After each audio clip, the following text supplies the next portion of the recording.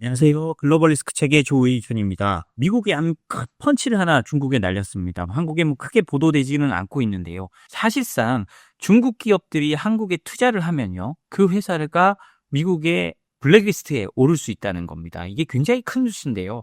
한번 살펴보도록 하겠습니다. 미국이 우려 거래자 자회사까지 수출 통제를 확대했다. 화웨이 등 중국 기업을 정조준했다라는 내용인데요. 미국 상무부는 29일 중국 기업들이 자회사를 통해 민감 기술을 우회 수입하는 관행을 차단하기 위해 수출 통제 규정을 대폭 강화했습니다. 이번 조치를 통해 미국 우려 거래자 리스트라고 있는데 엔터티 리스트라고 합니다. 이거는 미국의 제재 대상이라는 단어입니다. 미국 재무부가 제재를 하는 거는요, 얘는 진짜 나쁜 놈이고 테러리스트고 아니면 범법자니까 여기 돈이 가면 절대 안 돼 라고 해서 제재를 하는 걸 미국 재무부가 제재를 하는 겁니다. 미국 상무부가 제재를 하는 거는요, 얘들은 아마 중국 군이랑 관련이 있을 수 있어, 러시아 군이랑 관련이 있을 수 있어, 그래서 얘들이랑 거래를 하지 마 라고 하는 게 엔터티 리스트입니다. 그런데 지금까지 이 엔터티 리스트에는요, 재무부와 같이 아주 엄격한 룰이 적용되지 않았습니다. 돈줄을 차단하면 되지 이 기술의 흐름까지 차단을 하지 않은 건데요. 그런데 이번에 미국 상무부가 칼을 빼든 겁니다. 안 돼. 기술까지 차단하겠다. 그러니까 우려 거래자가 지분의 50% 이상 가지고 있는 회사는 자동으로 우려 거래자로 판단하겠다라고 한 겁니다. 이게 문제는 실제로 50%라고 하지만요, 그게 아닙니다. 미국이 판단하는 건요, 실질적인 지배자가 누구냐, 대주주가 누구냐라는 걸 판단하고요. 꼭 대주주는 아니라도 이 엔터티 리스트에 올라있는 화웨이 같은 회사가 상당한 영향력을 미칠 수 있는 게 판단이 되면 그 회사를 바로 또 제재 리스트에 올릴 수 있다는 겁니다. 그리고 요즘에는요, 예전에는 상무부 리스트하고 재무부 리스트가 따로 갔어요. 왜냐하면 사실상 목적이 좀 다르잖아요. 재무부는 테러 자금이나 이런 거를 막는 거고요. 상무부는 기술의 불법 기술, 특히 무기로 갈 수 있는 거를 막는 거였는데, 이제는 이 두 개가 거의 합쳐져서 가고 있습니다. 상무부에 올리면 재무부도 자동으로 따라가는 경우가 많거든요. 그렇기 때문에 이렇게 된다면 제재받는 기업들이 수천, 수백 배로 늘어나게 됩니다. 이게 굉장히 큰 문제인데요. 상무부의 산업안보국인 BIS는요, 29일 새로운 수출 통제 규정을 발표하면서 우려 거래자 명단에 오른 기업의 자회사까지 수출 통제 제재를 확대한다고 밝혔습니다. 이 규정은 30일자 관보에 게재되고요. 60일 후부터 발효되니까 한 12월부터 발효될 것 같습니다. 이번 규정은 미국의 국가안보 또는 외교정책 이익에 반하는 활동하는 기업 명단인 우려 거래자 명단, 그리고 기술을 군사용으로 사용할 수 있는 군사 최종 사용자 명단에 등재된 계열사에 적용됩니다. 화웨이를 미국이 제재한 이유가 뭡니까? 그냥 화웨이가 기술이 뛰어나고 미국을 따라잡을 것 같아서? 물론 그런 속마음이 있지만 실질적으로는 화웨이는 중국 군이랑 연관돼 있어 라는 명분으로 때려잡은 겁니다. 그래서 지금 이제 군사 최종 사용자 명단에 올라간 회사들도 그렇게 한다는 거고요. 이거는 기술의 이제 흐름까지도 미국이 완전히 틀어잡겠다는 겁니다. 미국 상무부의 제재를 받는 기업의 경우는요, 그동안 지분을 100% 소유한 자회사가 아니라면 별도의 제재 명단에 오르지 않았습니다. 그렇지만 이번 조치로 이제는 수출 통제 대상인 모 회사가 50% 이상을 소유한 경우에 동일한 제재를 갖게 된 건데요. 이거는 아까 말씀드린 것처럼 재무부의 걸 그대로 가져온 거고요. 그리고 이번 조치는 당연히 이제 화웨이 같은 중국의 주요 IT 기업을 겨냥한 것으로 평가됩니다. 화웨이나 중국의 글로벌 회사들은 글로벌 자회사를 두면서 거기를 통해서 제재 회피를 해오고 있습니다. 화웨이 같은 데서 반도체를 어떻게 입수하냐 봤더니 싱가포르의 자회사, 태국의 자회사 이런 거를 통해서 반도체를 다 끌고 모아가지고 중국으로 보낸 게 걸리기도 했잖아요.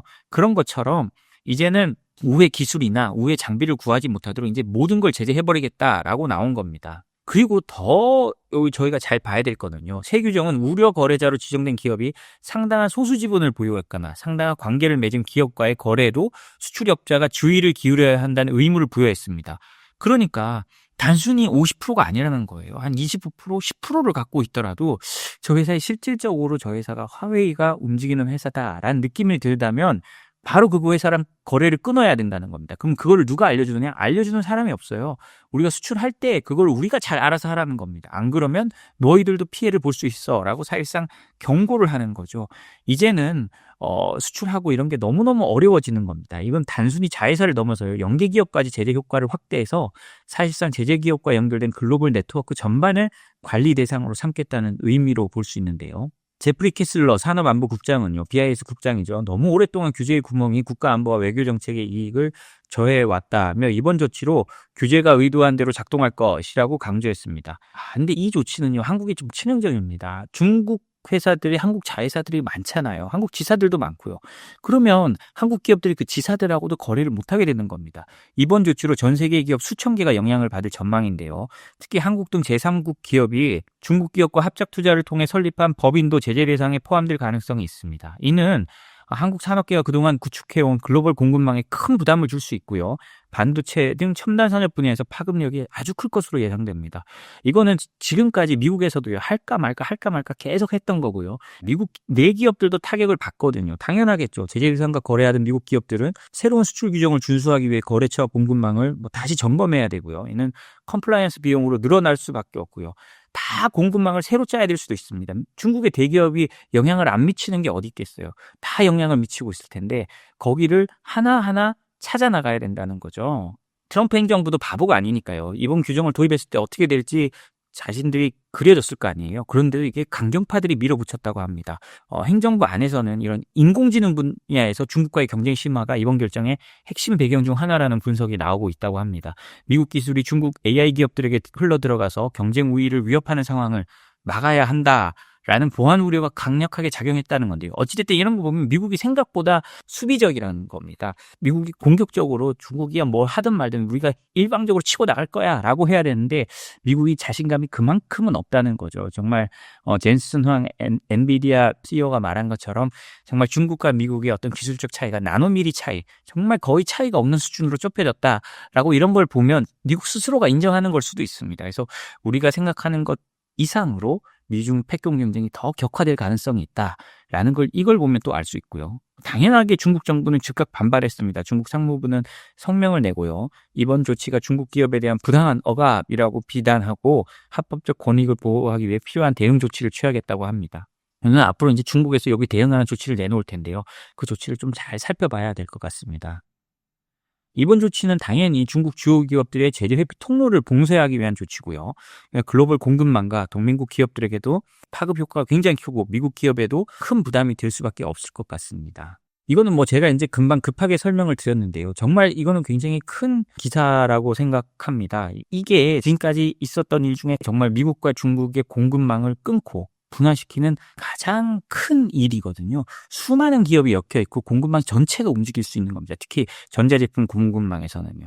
그래서 이 부분을 잘 살펴봐야 저희가 하고 앞으로 여기에 대한 후속 보도들이 나오면 저희가 또 잘 따라가 보도록 하겠습니다. 이때 세상이 어지러우니까요.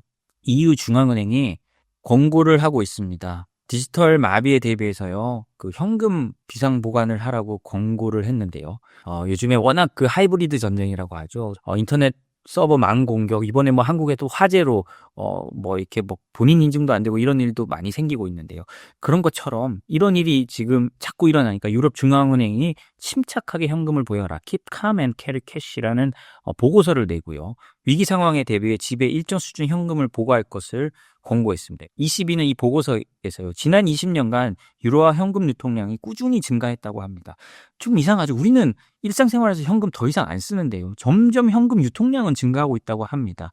일상적인 거래에서 현금 사용 비중은 감소했지만 전체 유통 규모는 GDP의 10% 이상을 유지해왔고 이를 현금의 역설이라고 하고 있다는데요. 코로나 팬데믹 당시에 그 2년간 유로 지폐는 약 한 1,400유로, 230조 원이나 늘어났다고 폭발적으로 늘어났다고 하고요.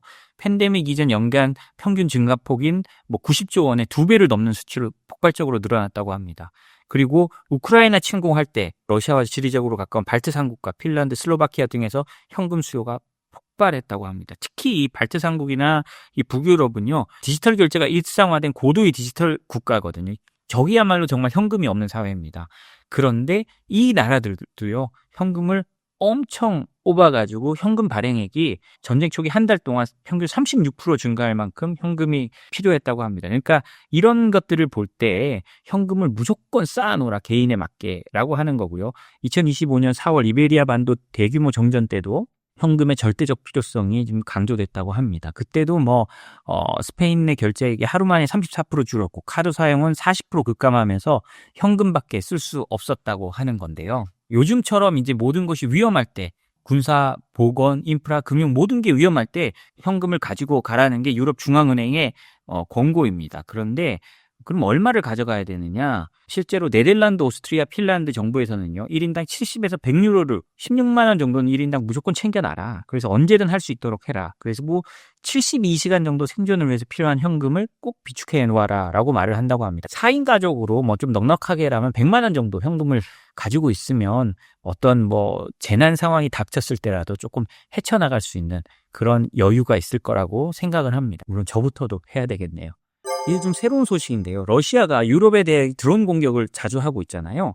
그런데 이게 어디서 날라오느냐라고 하는 건데요. 유럽에 대한 드론 공격이란 건 뭐 저기 경계선을 침범하고 국경을 침범하고 이런 걸 말하는 건데요. 이게 어디서 날라오느냐? 젤렌스키가 날라오는 것을 찍었는데 그게 어디냐? 바로 유령 함대라는 겁니다. 이 유령 함대는 러시아의 원유를 비밀리에 전 세계로 실어 나르는 유령 함대가 있잖아요.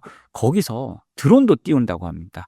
그 젤렌스키 대통령이요 28일 저녁 연설에서 자국 주요 도시와 민간 시설이 러시아의 공습으로 큰 피해를 입었다고 말하면서요. 러시아가 원유와 밀 수출에 활용해온 유령 함대 소속 유조선이 최근 드론 발사와 조종에도 활용되고 있다고 말을 했다고 합니다. 그러니까 이 유령 함대를 단속해야 되는 건 단순히 러시아의 자금줄을 끊기 위한 것이 아니라 러시아의 무기줄을 끊는 것도 이 유령 함대라는 거죠. 이 유령 함대를 통해서 드론도 날아가고 드론으로 공격도 하고 그 속으로 사실은 수많은 뭐 전쟁 물자가 오고 갈 수도 있다는 거죠. EU도 유령함대 소속 선박들을 꾸준히 제재 대상으로 하고 있고 뭐 이게 유령함대 소속 배가 얼마나 제재됐는지는 말이 많은데요. 뭐 이게 400대인지 600대인지 뭐 전 세계적으로 하기 때문에 좀 뭐 중복되는 것도 있을 것 같습니다만 한 600대 그리고 전 세계 배의 그루나 한 17%가 유령 함대라고 하기 때문에 이게 어마어마하게 많습니다. 이게 유조선이에요. 유조선이 그 정도 어마어마하게 많고 한번 제재되면 이름 바꾸고 또 바꿔서 나타나고 하기 때문에 명확하게 알기가 어렵다는 단점이 있죠. 그러니까 그걸 통해서 러시아는 계속 제재를 우회하고 있는 거고요. 그러면서 젤렌스키는 이렇게 말합니다. 제재가 더 고통스럽게 다가와야 이번 전쟁을 멈출 수 있다. 그래서 유령 함대나 이런 드론 관련된 거를 더더욱 제재를 해야 모든 것이 가능해진다라고 말을 하고 있습니다. 이 젤렌스키의 발언은요. 러시아가 유령 함대를 단순한 제재 회피 수단을 넘어서 군사적 위협 수단으로까지 악용한다는 걸 보여주는데요. 다시 말씀드리지만 우리나라 동해가 러시아의 유령 함대가 가장 많이 지나다니는 곳 중에 하나입니다. 그 유럽으로 가는 것만 공격하고 하겠지만 이 동해로도 이렇게 다니니까요. 우리 동해에 다니는 유조선들이 언제 어떻게 또 우리에 대한 위협으로 변할 수도 있으니까 그 부분도 저희가 또 굉장히 또 신경 써야 되는 문제라고 생각합니다. 네, 오늘 저희가 준비한 소식은 여기까지입니다. 저희 소식이 도움이 되셨다면 구독, 좋아요, 알림 설정 부탁드리겠습니다. 감사합니다.